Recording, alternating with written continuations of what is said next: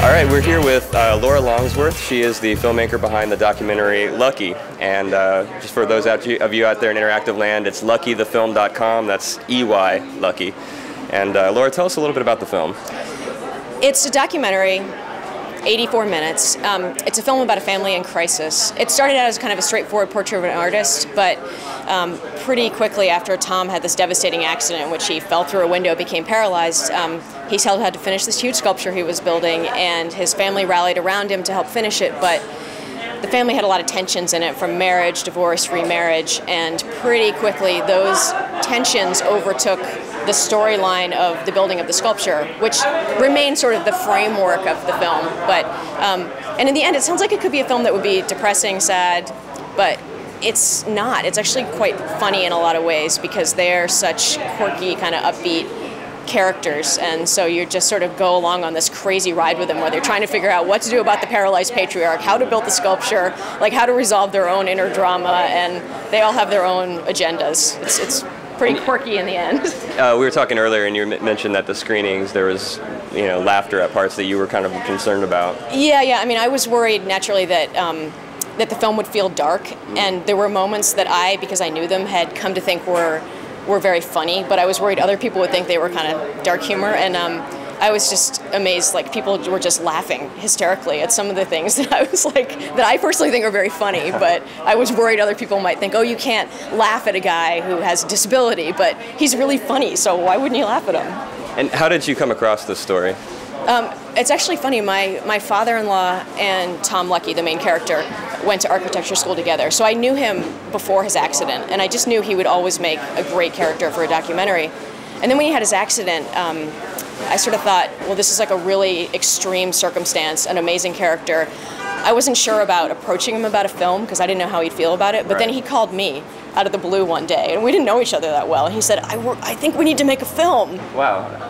So he wanted to do it? Yeah, he wanted to do it, and then the other even stranger thing was I got down there to meet with him, and his son, who ends up being the other main character, came up, and we both said, oh, you look so familiar, and it turns out we had gone to high school together, but like hadn't really known each other, so there's sort of this like instant comfort level, like we kind of came from, similar worlds and had similar interests and things in common, so.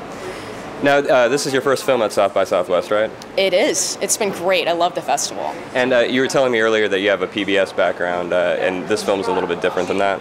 It's a little bit different, but I worked on a number of films for Frontline, which also have a lot of verite elements to them, and I felt like working on Frontlines, it actually came in handy because you have to be sort of ready for anything in making a verite film, and the subjects in this film had constantly changing schedules. We're always having to like reschedule shoots and move things around, and we're always on the go.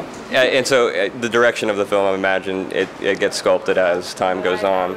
Yeah, the sculpture's built. It's kind of the spine of the film, and all these things happen along the way. One of the main characters has a baby. Tom, the paralyzed man, is trying to figure out whether he's ever going to walk again. Emotionally, he's trying to reconcile with his paralysis, and the family is completely reshifting because they all have to take care of him now in some sense, but he's also got a huge ego, so they're struggling to figure out how to enable him, but also not like let him take over their lives. And I think one of the amazing things that happens in the film is that Tom, I think, was afraid he would just become, like he wouldn't have any control over his life anymore. And by the end of the film, he just really shows in some difficult ways that he has control and he's going to exercise it. And he just like is forging ahead with his own life, despite that the fact that he can't get out of a chair or bed anymore. Has the family seen the film? Yeah, they've seen it. In fact, Spencer, the son, is here for some of the screenings, and I think they really like it. Tom and Spencer do. The other main character, Tom's wife, has not seen the film, and she doesn't want to see it. I don't want to give away the ending, but I'll just say there were some difficult moments in the accident put a huge strain on their marriage. So she hasn't seen it. And, Spencer, the son, likes the film. He sort of says he's not proud of some of the things he does in the film, but he thinks it's pretty real and it captured what went on during that time period, which was so crazy for them. And I think the first year in any family after a cataclysmic accident or a death just requires massive restructuring and shifting. And that's fantastic that you were able to be there to capture that. Now, before we forget, when is this going to be showing at South by Southwest this week? It's showing tonight, which is Monday, which 7 o'clock at the convention center, and then next Saturday the 21st at the Ritz at 12 o'clock. Okay, great. And finally, before we leave here, we're at the South by Southwest interactive portion, and we were talking about how you were using Facebook to sort of promote the film. Right. And tell us a little bit about that and how, as an independent filmmaker, you've used it to your advantage. Yeah, I had always worked on things for PBS that I didn't really have to deal with getting out into a broadcast market or anything like that. And so with this, it's kind of a challenge to figure out where's my film going to go. The Sundance Channel licensed it for broadcast. Sorry. It's all right.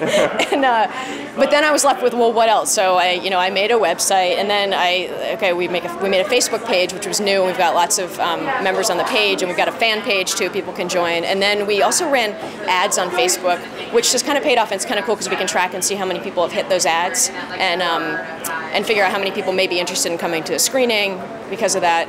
The Twitter thing we've done a little bit of, but haven't taken it too far because I got onto it kind of late, like too close to the festival to really build following. To build the following, yeah. Okay. So. All right. Well, the film is Lucky. It's Luckey, luckythefilm.com, and Laura Longsworth is the filmmaker.